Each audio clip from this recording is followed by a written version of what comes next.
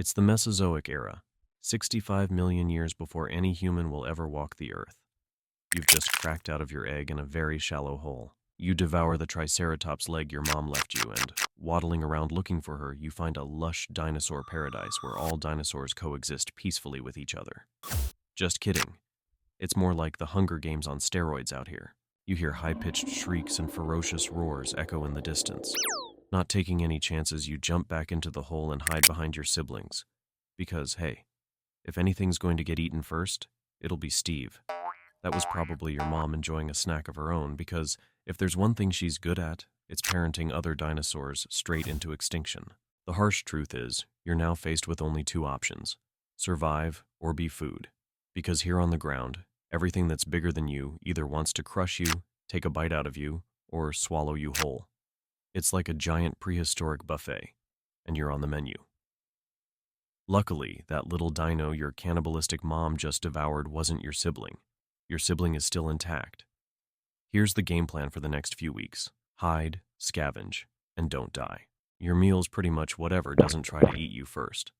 Not exactly Michelin star options, but hey, beggars can't be choosers. Lucky for you, you do have some tricks up your tiny sleeves to try and make this work. Your massive eyes give you binocular vision, helping you spot any sudden movement from prey. Your long legs and big feet let you dart and swerve around bushes faster than most predators. Your sharp baby teeth, paired with a bite force of almost 6,000 newtons, are perfect for tearing into your prey. One bite, and you'd slice through them like a hot knife through butter, except the butter is screaming for its life. Oh, you also have arms. By the end of the week, you've basically become a stealthy mini ninja. Your parents still bring you back the occasional lizard, but for the most part, it's up to you to survive. It's your 13th birthday. Honestly, you didn't think you'd make it this far, and you're now officially a T-Rex teenager. Your muscles bulk up like you're Arnold training for the next Mr. Olympia. You've now grown 25 feet, about as tall as a one-story house, and weighing in at a whopping 2 tons. You are basically the high school linebacker of the Mesozoic world. Nice. Your speed now reaches up to 20 miles per hour. It's still not as fast as Usain Bolt, but thankfully, he doesn't exist yet. You've also found yourself a healthier diet, decapitating your victims to access the yummier, more nutritious parts behind their head. That's when you spot something in the distance. It's a lone triceratops grazing along the water. A juvenile.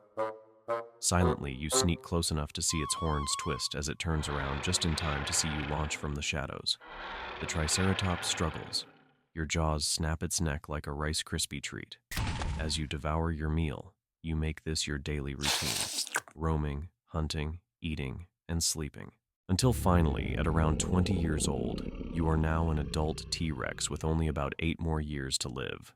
You start to realize that life as an apex predator can get pretty lonely, and the thought of sharing your glorious existence with someone else becomes very appealing to you. So you set off on your quest in search of your soulmate. Your first challenge is competition. You quickly learn that the mating game isn't just about who's the biggest and baddest. It's also about strategy, charm, and even some theatrics. You walk towards the local watering hole where the females gather, and that's when you spot her. A stunning female T-Rex with scales that glisten in the sun. She's fierce and confident, and you can't help but stare. So here's the plan. You're going to put on a show. Make it dramatic. Show off your hunting skills and agility. First, by challenging the smaller dinosaurs, you take down a hadrosaur and let out a triumphant roar. Once you're done, you want to catch her attention, but more importantly, you want to send a message to all the other dinosaurs that want her too. The female T-Rex watches your display, a little intrigued. But wait, don't get too excited yet. Your show seems to have attracted other sorts of attention too. A fierce and angry adult T-Rex is also looking at you. It seems you've crossed into his territory. You really should have checked where you were before you started your performance. The ground shakes as the two of you clash, fighting tooth and nail to get the upper hand. This is a showdown that would determine the next ruler of this valley and who gets the girl. You dodge your opponent's powerful jaws and counter with a quick swipe of your tail. The other dinosaurs watch in awe as you emerge victorious, and you turn to see the female looking at you with a newfound respect. You've definitely caught her eye now. You offer her part of your hadrosaur feast, and she accepts the offering. Congratulations, you've got yourself a mate. Here's the thing, though. Finding a mate is only half of what's to come. T-Rex life hits hard when you're suddenly faced with parenting. You stand protectively over your very own shallow hole and clutch of eggs.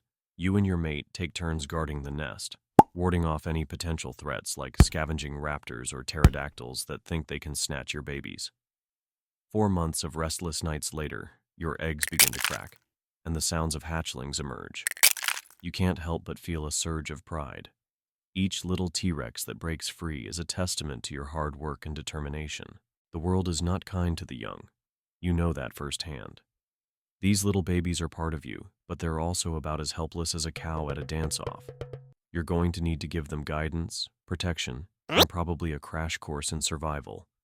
At first, you do your best, bringing them back the occasional lizard, but eventually, they'll have to figure things out on their own if they want to live. So now it's up to nature to run its course. Seasons pass, and you've become recognized in the region. You've carved out a space for yourself, a domain where you rule without challenge. Life is good, but then the years begin to take their toll. You're not the spry, quick hatchling anymore. You've grown larger, wiser, but also a bit slower. The other T-Rexes around you, the younger ones, eye you with a mix of respect and something else: ambition. They're hungry for power, and as you age, the instinct to dominate begins to wane. You find yourself more content to rest in the sun, basking in the glory of your past hunts. It's time again to assert dominance. You rise, your massive body blocking the sun, and let out a mighty roar, a sound that echoes through the valley. A young T-Rex steps forward. It roars back at you, louder, fiercer, full of raw arrogance. For a moment, you think about how easily you could crush this little upstart and the problem would be solved. You've spent your whole life fighting for dominance, battling for territory, throwing down with anyone who dared to challenge you. But as you stare down at your opponent, something shifts. This time was different. As the young T-Rex charges at you, you feel your muscles ache and your mind heavy. You realize that the thrill is gone. You've been here before, over and over. Maybe you're just tired. Tired of the constant fight, the endless noise, the same routine of proving you're the biggest and the strongest. You lower your head. The adrenaline fades. Maybe it's time to step down. The world's ready for a new king.